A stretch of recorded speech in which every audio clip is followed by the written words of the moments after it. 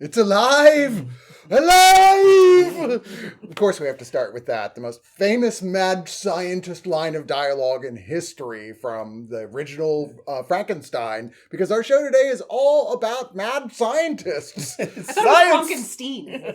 No, that's his grandson. Yeah, that's his grandson, Gene Wilder. We'll get into that. But yeah, we're talking about mad scientists, and this is entirely because we listen to your emails here at Crossover Event, your responses on our YouTube page, which is Screen Fanatic on YouTube. You should go there, subscribe, like, all that stuff. If they do all that and they write a comment, we can actually do a show based on what they say. We can, and we are. Christian Nelson, one of the commenters, said, hey, why don't y'all do a thing about mad science? And we're like, okay. Yeah, okay. Right, sure. Why don't you ask a hard one? Jeez. Because here's the thing. When this was first suggested, I was like, well, maybe we should also include just in general super scientists. And then I did my research. I'm like, oh, crap. There's like a billion mad scientists we could talk about. And, mad are a definition of how you just... Because 9 times out of 10 for me with the presented as mad scientists, I'm like, they have a good point. Well, I mean, it kind of speaks to the anti-intellectualism of America. Anti-science. Anti-science, that the scientists always have to be mad. They can't be rational science. Here's this brilliant, amazing idea from a total genius, and of course it goes terribly wrong within the context of this particular thing, but like almost every mad scientist idea, I'm like, that's a good idea. Someone should. Well, it's this exploring of we have all this technology, we have all this medical science moving forward. It's the deeper rooted question of what good are we doing with this? And are we pursuing science for the sake of knowledge, or are we pursuing science for the sake of helping people? And, right. And there's nothing wrong with both. Yeah. But it's always the question of we can do this. But should we do But should we do Which is the question they should have asked with the social media. We should every time they're like, late. oh no, they might recreate dinosaurs. I'm like, yes, let them recreate dinosaurs. Like, didn't you see Jurassic Park? I'm like, that was fiction. Okay, I want a park I can go to and see dinosaurs. Just shut up, everybody. I thought you were talking about the show dinosaurs. No, not the mama. And I was like, no, don't remake that. That's before humans. So, I'm no fan of Jurassic Park movies, or at least sequels, but it's a terrible idea. Well, before we get any further into that, I am Chris from oneofus.net, and joining me is... Martin Thomas from Double Toasted. And I am Danni Danger from Screen Fanatic. Oh, should we mention... award-winning Martin Thomas from Double Toasted. I was going to slip that in, but it was too many syllables. Thank you. Local winner of the Austin... critics. I mean, critics. Austin... Readers Poll. Yeah, the Readers Poll. The Best of Austin for Best Podcast. Yeah. He's kind of a big deal. He is kind of a big deal. More on the kind. Fingers tingling. Stop it. That is a different video entirely, guys. I spilled ketchup on my shirt. It tastes like peaches, though. Anyway, so because we got into the Jurassic thing, I think maybe you should start off with your Sure, pick. yeah. I'll start off with one of my picks. There's so much to pick from. There's so many. I had to narrow it down. And I guess I'm trying to go not so obvious, but it's one you had on your list that I didn't consider is Dr. Henry Wu, as played by actor B.D. Wong from the Jurassic Park movies. He's been there since the first one. Since the first movie. I love him. And yes, me too. I love B.D. Wong in almost everything. But what I love with you talking about it was how in the first Jurassic Park, he is a rational scientist who is just doing the thing that you and everybody, except me, I guess, wants, is to bring dinosaurs back to life, to take... In a controlled setting. Yes, sure. If it's not narrated by David Attenborough, I don't want that either. No. David Attenborough can make everything sound like, oh, okay, well, this seems like fun. Or Richard Attenborough. Oh, yeah, Richard Attenborough. Yeah. Makes it seem like it's fun. I sat there the whole time through the movie going, no, why are you doing this? I mean, he's presented there. He's the head geneticist of the labs, and he gets maybe 3 minutes on screen total. And he at the time was very loud of this is what Hollywood does with Asian American actors. Sure. They were like, well, the book called for him to be Asian American, so I guess we'll cast an Asian American, but we'll barely put him in the movie. Hey, they kill a black guy before the opening credits start, so... And I guarantee you that black guy was like, we should probably not be doing this. This is a bad idea, everybody. But yeah, Just for the record. As the series goes on, he's in there more and more. Yeah, he's more and more. He's probably like, okay, I should have shut my mouth.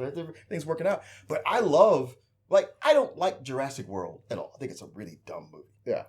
But I do love how elevated his role is, how he is a full-on mad scientist at this point. But he does say the thing in the movie that I think is the most logical thing in the movie, where he talks about this Abdominus Rex or whatever they built, this dinosaur that can camouflage itself and do everything that you don't want a dinosaur to do. Let's make a dinosaur more deadly. Yes, and when somebody's in his face about it, he's like, well, what do you want? He lays out that, like, hey, regular dinosaurs, T-Rexes, people were over those. We had to make something scarier to bring in more money. And for the record, what we had before, dinosaurs don't even look like that. It's like we know now they look more like birds. So all of this is fake. Your track record is just like make Dane dinosaurs, they kill everyone, go back to like zero, and you're like, maybe what we're doing wrong is not making our dinosaurs dangerous enough. Right. You have to imagine that those first dinosaurs he created probably looked more like actual dinosaurs, like giant birds, and they went, no, not that. No. And I would argue get some lizard DNA in there or something. Outside of like, I think the second Jurassic World, he's never really presented as a mad scientist per se. Yeah. But when you look at his whole arc, you're like, you are completely a mad scientist. No rational or moral person would make the decisions that you're making with crazed science. Well, and as an actor, like, I feel like for so many years of his career, he was really wasted on these very, like, stoic, serious roles. Yes. And like, one of my favorite little roles that he has is in American Horror Story, where he just has these opportunities to go full crazy face, and I'm like, that is what I needed. That is what I wanted to see from you all along. So, like, this is absolutely Have perfect. you seen Mr. Robot? No, I haven't. Okay. When this is done, you need to go watch Mr. Robot, because he has an amazing character in there, a transvestite, and you will love his character. Huh. Agreed. He's really good. I love B.D. Wong. He's the best. But let's move on. And Danny, why don't you tell us your first pick? Okay, so of course I'm gonna start with the big classic because we can't not talk about this.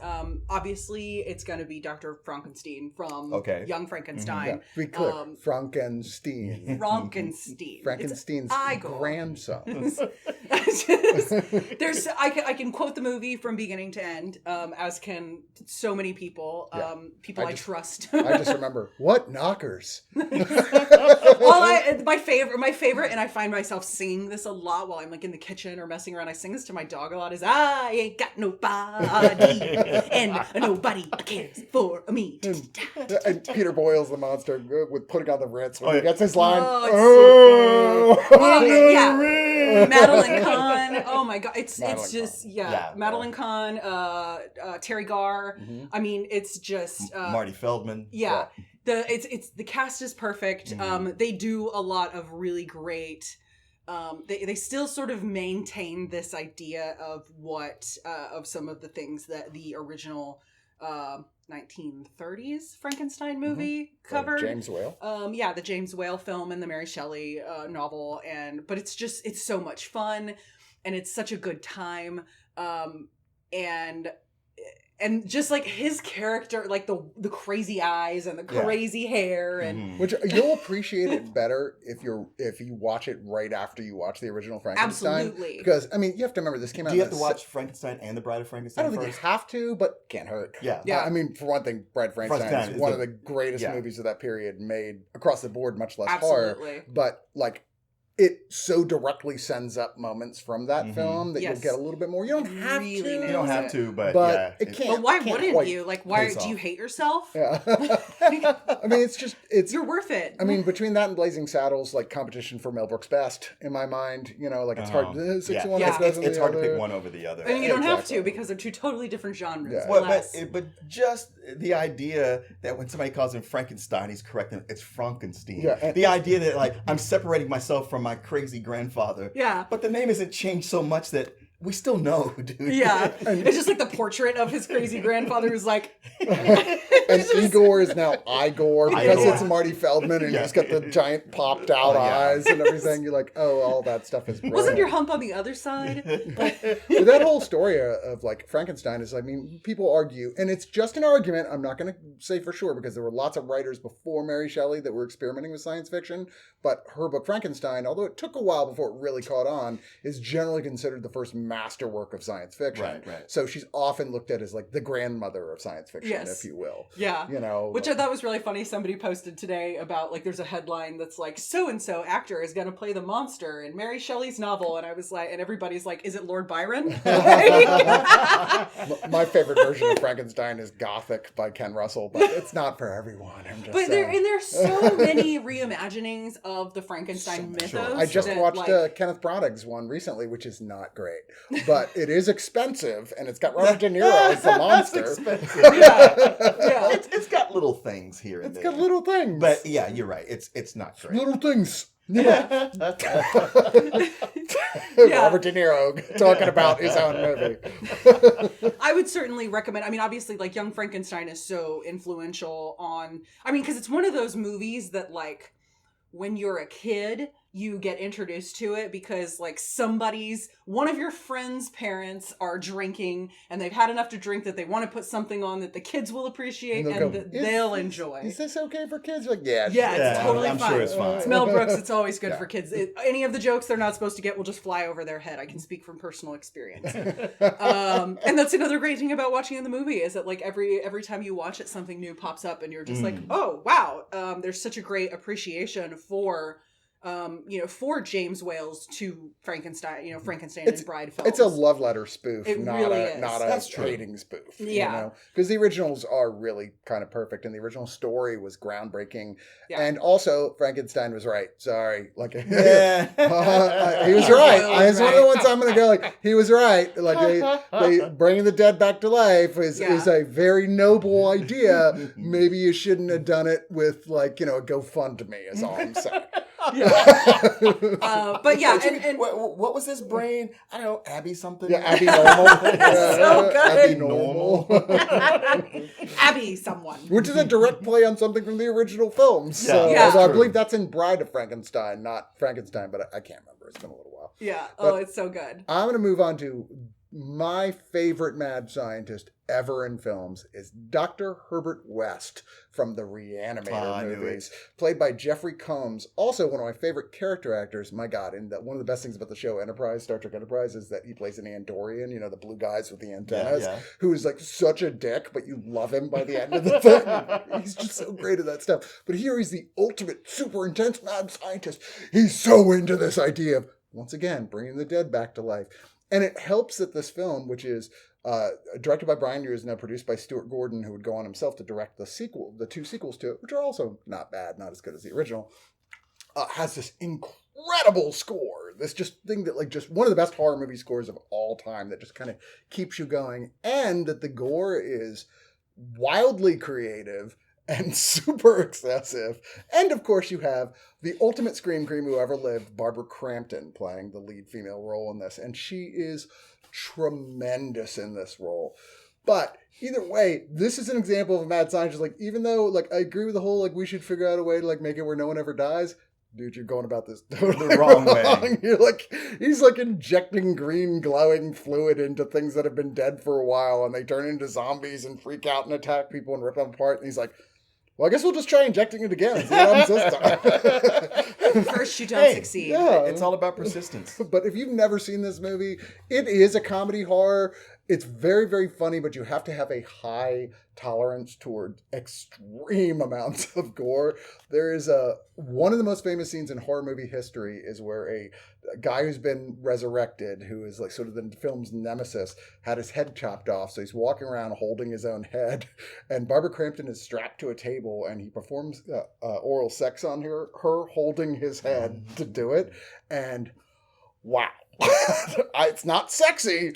But wow, is it a scene you will never get out, wash out of your brain? I'm for sure. not into it.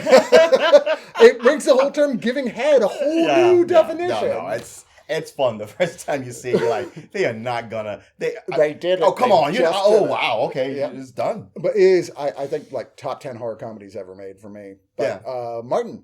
Oh, so there's so many I could bounce to. And I know people are going to have a fit if Rick Sanchez doesn't get mentioned. So I just mentioned him, okay? We all know about him. He's a mad scientist. We get it. He's the maddest of scientists.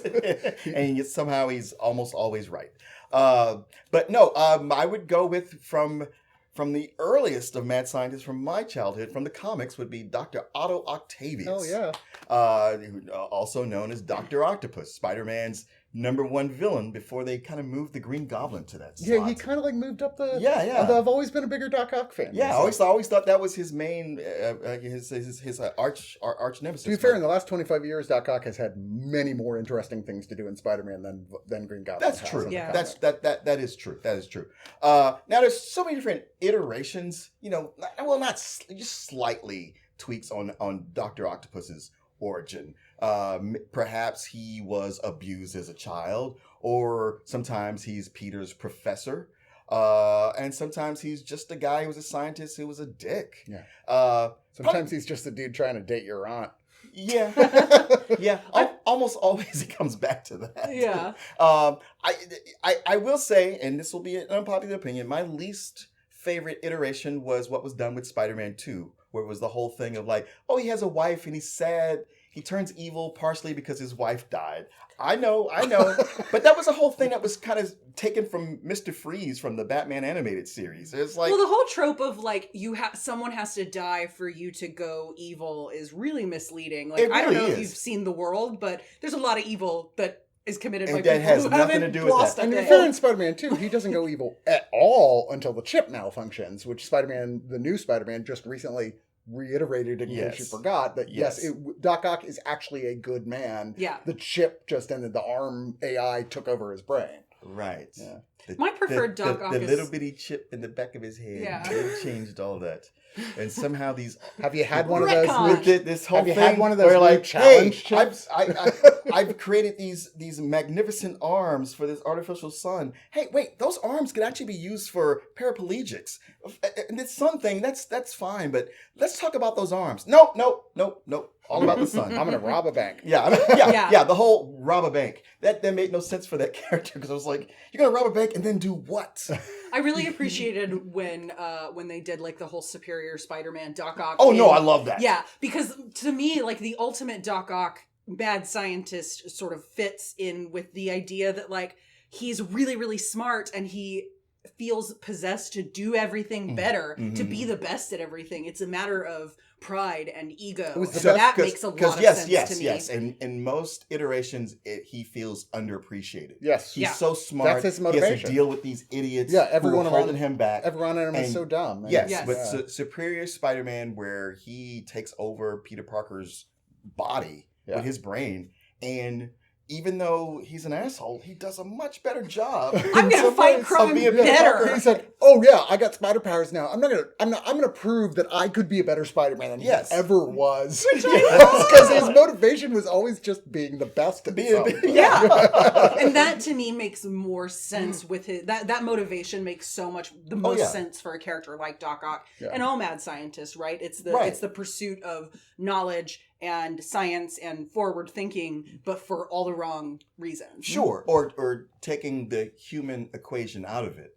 To look at like, yeah, I know you have feelings and people are going to die, but that's secondary to these advancements in science that I'm going to make. Yeah. Again, not totally against his side. I mean, you can see that. Like, I don't agree with it. Yeah, but maybe see you where should you're coming from. hire representatives to be your front end. You have a very strong point, but like I think the way you shouldn't be your own spokesman. Is what I'm saying. Anyway, Danny, what about you?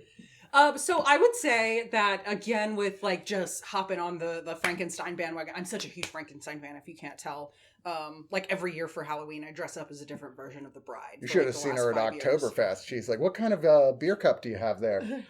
It's a Frankenstein. Why did you let him keep going? I don't know. I should have stopped. Walkity do. You were closer to him. You could have just. Okay. But anyway, my one of my favorite mad scientists is going to be Jeffery from Frankenhooker. Okay. Which is a lot of people haven't seen it, but if you haven't, it's so good. It's really, really funny. Basically, like, Jeffery is an inventor, and one of his inventions accidentally chops up and kills his fiance. And so he decides that he's going to use his big scientific brain to bring her back to life because he loves her and he misses her. and he like clearly gets very obsessed with it. There's some substance use that kind of goes into it, but he has to find parts because he lawnmowered his fiance. So he has to find parts. So he goes down to sort of like the town's red light district and hires a bunch of prostitutes.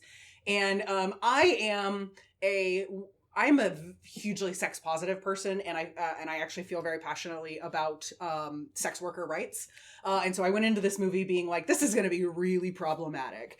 And it's so funny because everything is so subversive, but there are a lot of really great like points that he makes about prostitution, about the war on drugs. Like, I mean, every time I watch this movie, I like to think that Ronald Reagan is rolling over in his grave. Like, the movie is actually really smart and really funny and very also gory. And super gory and super over the top and super cheesy. But it's one of my absolute favorite watches. And the way that it ends, the way that Jeffrey's fate ends is so perfect. It's so good. This from director Frank Henlotter, who is pretty much known as, for this period, being kind of the king of that sort of like low-level comedy horrors where everything he did, people were like, oh my God, that was so good. Like, just look into his career, watch literally any movie this guy made. Frankenhooker is one of the best, but so they're good. All that type of film. They were super subversive. I mean, this guy could have been the lead singer of the Dead Kennedys. You know, he's like very, very subversive, anti-Reagan 80s period guy. And his stuff is just brilliant. It's not preachy because it didn't have to be. It's all in the subtext, but it's super fun. Yeah, definitely highly recommended stuff. And that movie, everybody's great in it. It's just like, it's so fun. I can't remember her name, but the actress who plays his girlfriend and then the monster is amazing. Her facial expressions, like she does this whole like Billy Idol lip thing throughout. That's just like really great. And I feel like I looked her up and didn't see that she had done a lot of other stuff, which I thought was kind of a shame, because her performance was just A+ all the way around. Not uncommon for those super low budget horror films of the time, where often it was just like, hey, I have a friend who's in school that was perfect for the role, and they did the one thing, and then they're like, okay, that was fun, but I'm going to move on. And then 20 years later, people are like, we'll pay you to come to a convention. They're like, what? Yes, yeah. Anyway, I'm going to finish this one up with one of my favorites, which is kind of a cheat because it's many of my favorites. The entire Soong family on Star Trek, because you probably know it better from Khan Noonien Singh, Khan from, all right, so that was his middle name there, but it came from his creator, the one who actually first like created genetic experimentation and was like run out of town on a rail in Star Trek continuity, and eventually, I think it was in Star Trek Enterprise, they had it be part of the storyline played by Brent Spiner, who played Data, of course. Because one of the ancestors of that guy was also the guy who created Data and his evil twin brother, Lore. Right? So this family has been futzing with stuff throughout like multiple centuries, like in a way that always turned out bad. Like even the Data story like doesn't turn out great for anyone involved. More trouble than it was probably worth in the long run.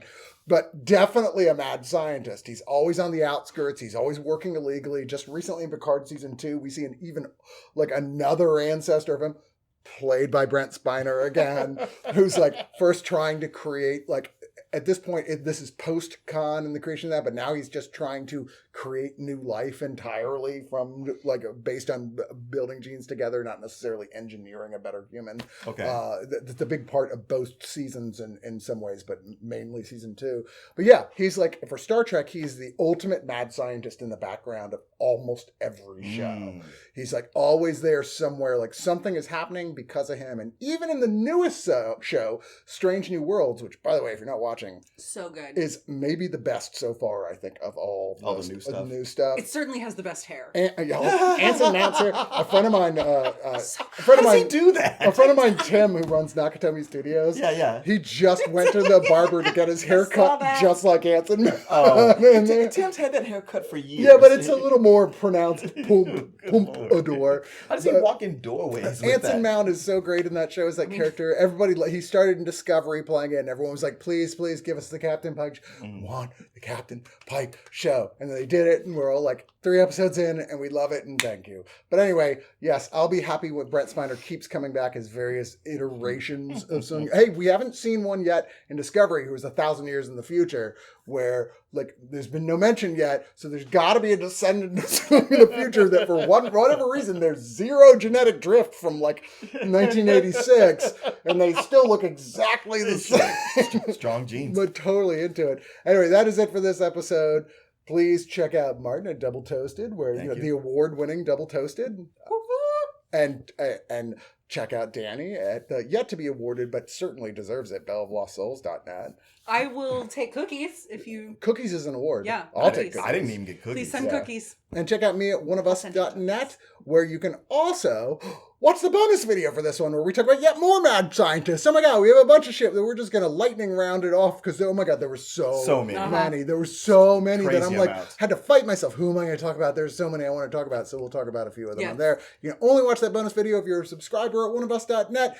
$5 a month. Brown coat level is what we call it. If you're that, you can watch it every week. There's new stuff, including other extra features on that. But other than that, please leave a comment on Screen Fanatic on YouTube. Tell us what you want to see. Tell us what you think about this. Even if it's just you saying, this is my favorite mad scientist, whatever that we didn't talk about. By all means, say it on there. We'll read it on future episodes if we think it's enlightened and interesting. Recommend more show ideas so we don't have to think of any. Don't second guess yourself. Send it anyway. Yeah, send it anyway. Yeah, send it anyway. You don't know. You might be brilliant and not even know it. And that's it. That's it for the show. So thanks, everybody. Bye.